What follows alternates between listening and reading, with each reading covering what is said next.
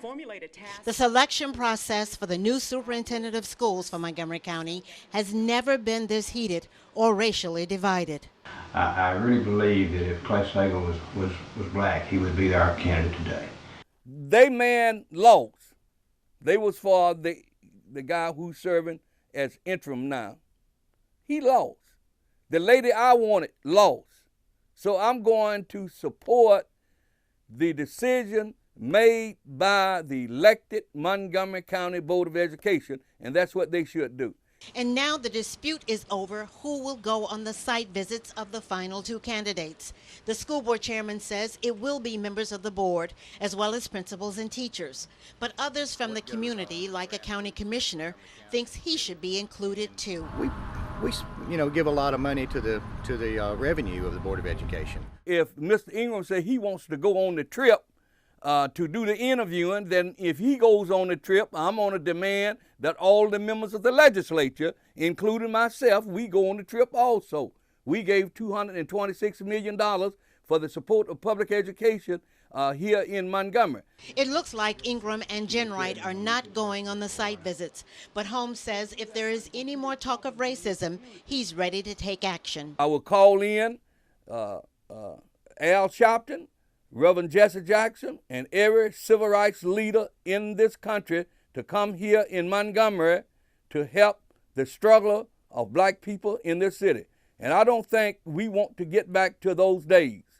The chamber had also requested for it and community representatives to go on the site visits too, but it was also told no. I don't think this is a racial issue. It certainly doesn't need to be a racial issue. It is absolutely about the children in these schools. I know how to march and demonstrate and to organize and go to jail, and I'm willing to do that again. How are you feeling this morning? Good morning. How are you feeling now? The defendants arrived saying very little for their second court appearance. The first one was when they were all arrested on charges they either offered or took money for a yes vote in the state Senate on the bingo bill. They say they have done nothing wrong. I just said I was not guilty. I would have loved to have said absolutely not guilty, but I didn't know if that was appropriate or not. Not under any circumstance. There's not one single occasion that I offered a quid pro quo to anyone, without any shadow of a doubt. Absolutely not unequivocal. Absolutely not unequivocal. Specifically, there are allegations that the senators accepted money to vote for the bingo bill in the Senate.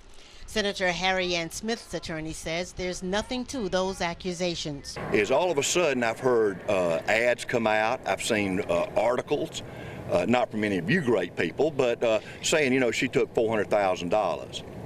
Nah, those are lies. Let me just say that right now. Those are, as we say, lies with legs. Nah, it didn't happen. And those who are up for re-election continue to say this is all political. The thing that you can ask yourself is what my constituents are asking me. Why 4 weeks before election did this happen? It's very obvious. And others believe it's a witch hunt. No one likes having to have this amount of pressure upon them with these indictments on top of all of us, but I'm humbled and I'm proud to be an Alabamian. I will continue to fight for our project. I will continue to fight for all these people that are without jobs right now. For Fox News at 9, I'm Eileen Jones.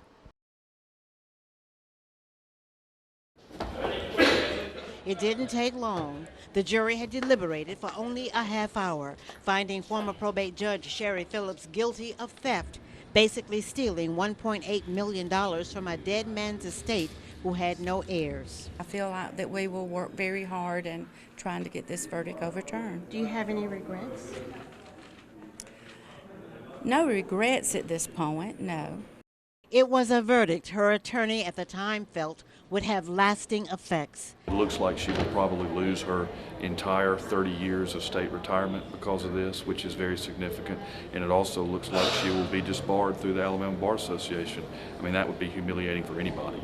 After today's decision, Phillips now has just 15 days of freedom before she has to report back to the Covington County Sheriff's Office, where she will begin serving her 10-year sentence that has been reduced to 3. A judge of all people has a fiduciary responsibility in an instance like that to take care of the assets, not to let them, certainly not to take personal control and to benefit personally from them. And yet that's exactly what happened. Maybe she would say, but I paid it all back. Well, do you think if you went and robbed a bank and then you gave the money back, the bank robbery didn't happen? We were not able to contact Phillips or her attorneys. Eileen Jones, WSFA 12 News, Montgomery. The defendants all walked into the federal courtroom for their initial appearance in chains and handcuffs and leg irons. They were there to find out if they would be released on bond or detained in jail. But U.S. Magistrate Terry Moore decided to let all of them go. However, the conditions of their release are out of the ordinary. The defendants have to record any conversations they have with any elected officials or candidates. If they say something like, "I can't discuss that," then that conversation doesn't have to be recorded.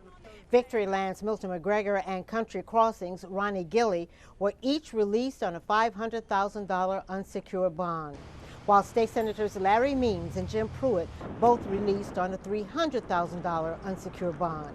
And State Senators Harry Ann Smith and Quentin Ross were let go on a $100,000 unsecured bond. However, there is an additional component to Milton McGregor's release. He must wear an ankle bracelet. Because of comments McGregor made to FBI agents when they went to his home to arrest him, the judge said he was concerned whether McGregor would intimidate or threaten potential witnesses or jurors. In fact, the judge said he was ready to detain McGregor in jail, but in court, McGregor's attorney talked him out of it. Eileen Jones for WSFA 12 News. Outside, the bagpipes played, which has become a tradition before and after a police officer's or firefighter's funeral. It hurts so much when the people we love turn into the people we lose. And inside, Corporal Kenneth Armstrong's ashes rested in an urn placed in the middle of a bed of roses, while officers from around the state came to honor one of their own. And those who knew him well, it seems, had a hard time containing themselves. On July 23rd, 2004, Kenneth Michael Armstrong joined the Montgomery Police Department. That was a proud day for Ken, but it was a better day for the police department. Not only did he leave a legacy at this police department, just be confident in knowing that everybody in this uniform admire and respect him. In the short time that I had to get to know Ken, I learned enough about him to know that he was a good man. I considered him a great friend who will be missed terribly and never be forgotten. And after the ceremony, he was honored again with a 21-gun salute while his wife and other family members looked on. And to complete the tribute, there was the traditional flyover. For Today in Alabama, Eileen Jones, WSFA 12 News. Look at that, look at that, look at that. This is how Hattie Martin spends her days, working as a teacher in a daycare center.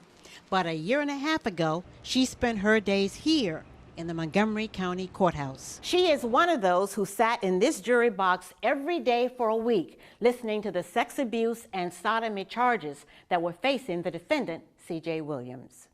Yeah, I feel bad.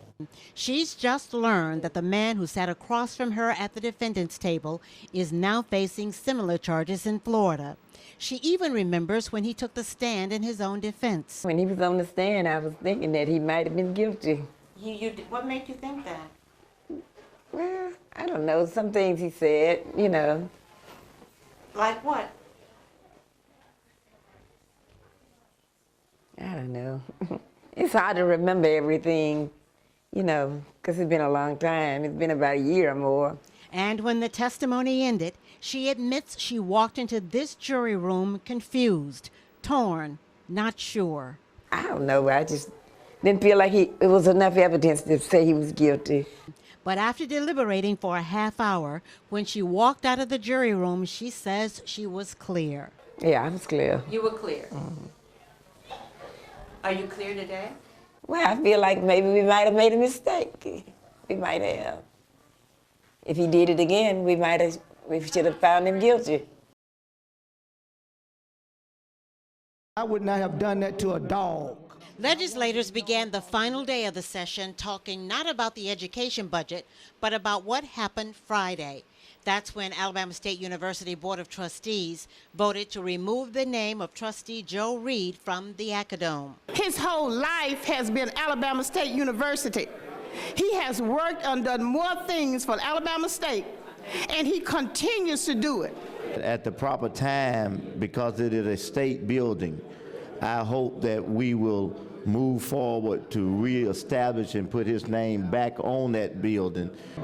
I want to send a message to those members of the Board of Trustees that if we're going to continue to embarrass our leaders in that vein, then we must at least deal with those members individually and accordingly. Special session and other special It's sessions. the Senate that confirms all nominations to the ASU board. With two state budgets. After that, the House then moved on to the reason lawmakers were called back into special session to pass the education budget. And it did, with only a little opposition. Those lawmakers say the state has overspent. I'm concerned based on what the numbers we've seen that this is a budget that's going to put us in proration next year. There's always naysayers, and you know, if you had the most conservative budget up here, there'd be someone to say that it may go in proration. I came to this mic. The most heated discussion, though, came over a bill to release terminally ill inmates from prison. The Department of Corrections says that could save the state about $6 million. It also passed. If we can't have a compassion of love and show that love to a person who on their way out of this world, then we are not who we say we are. His compassion was for the wrong one. His compassion was for the perpetrator. I am concerned about the victim. How does the victim's family feel? Inmates who have committed capital crimes or sex offenses would not be eligible for the medical furloughs. Eileen Jones, WSFA 12 News.